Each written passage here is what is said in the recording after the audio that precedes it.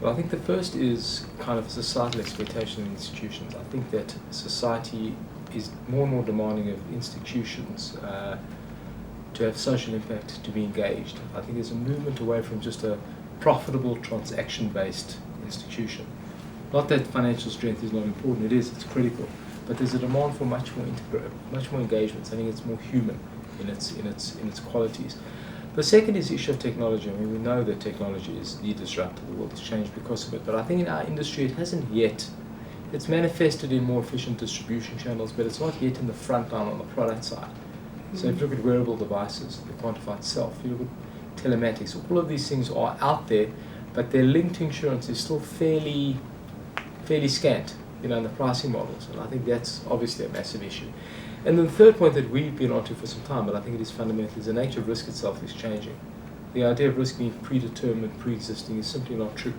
On the health side, in fact, across all mortality, morbidity, how people drive, risk is predominantly behavioral. So the idea that during the currency of someone's insurance or policy, how they behave determines the risk. And I think all three of those kind of create a different opportunity in insurance.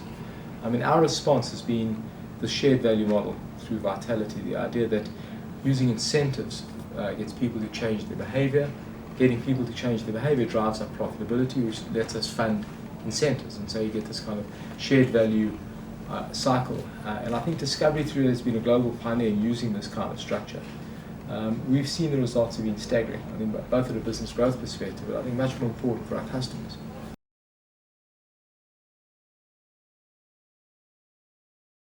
Well, I often send notes out to staff. For some reason, that particular note kind of went a bit viral, and I've had comments from all over. There's no hubris. I think you've got to be careful to be too holy and too mighty. But the message I try to give, one of our values is honesty, obviously. In what we do, the decisions we make affect people's lives, and we've been clear from the get-go of Discovery that our ethics and our thinking has to be absolutely non-compromising in that regard. But the message I try to give is actually quite a simple one, that honesty is a simple thing. There's right and wrong, you know what I mean? It's not a complicated quality, and it's not about how you interpret this. In my note, my simple question was, if your mother would be unhappy with what you're doing, don't do it.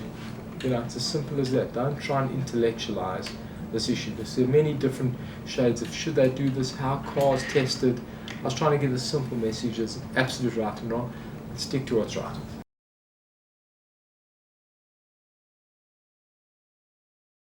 Well, I think that society is part of that trend. I think there's a demand from society that business isn't just about profits. It's about doing good. It's about social impact. And I think a successful organization today has to be seen to be doing good, not just be doing good. So I think there's considerable complexity around impact, around social impact, and implicit in that is the issue of ethics, the interpretation of values and what is right and wrong. And I think that we've seen it through all different kinds of things, from the BP scandal, to VW, to everything. And the complexity as well is that we're seeing that things change. In other words, things that society thought were kind of okay suddenly become wrong. And if you're a corporation that's been not meticulous in your approach, you can suddenly find that what was okay in the past is suddenly very, very wrong, and it's problematic. I think the only real response is to make sure you are absolutely correct all the time. There's no compromise. Having the kind of structures in the organization, ethics officers, whistleblower structures that people feel free and comfortable to raise issues and to question. And so to me, the litmus test, if people feel, and I make it clear to I talk at every one of our induction groupings, I say to people, don't do anything you're uncomfortable about. Whether I tell you to do it, your manager, it's all intellectualized in the complex world of actuarial science and clinical issues. If you're uncomfortable, question it. And I think if you've got thousands of people thinking that way, you've got a better chance of making sure that the ethical framework of the organization is always intact. I think it's critical. I think that in today's world, I think society values that.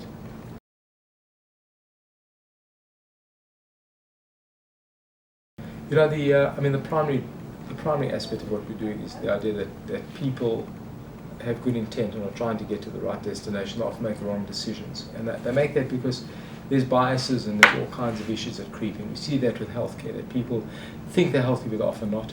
They overconsume healthcare, but underconsume wellness. We see the same thing in motor insurance. People, 80% of people in our research think that the drivers, 30% actually are, and 90% of accidents is caused through behavior. So you have all this kind of issue.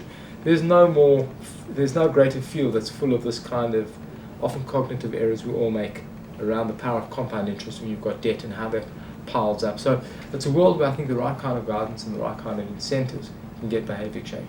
We're not the first in this, to be fair. I think virtually every financial institution is thinking about financial wellness and how they can help their customers. I just think that if you look at the combination of our customer base, you look at the power of some of the incentives and the data and the understanding we have around how to change people's behavior, we have a very strong conviction that we can build excellent financial services banking products. The other issue, I think, you look at the Discovery card that has done remarkably well. It's grown strongly. The quality of the credit book, I think the quality of customer satisfaction with it is remarkable. Our ability to expand with that base is, we think, very strong.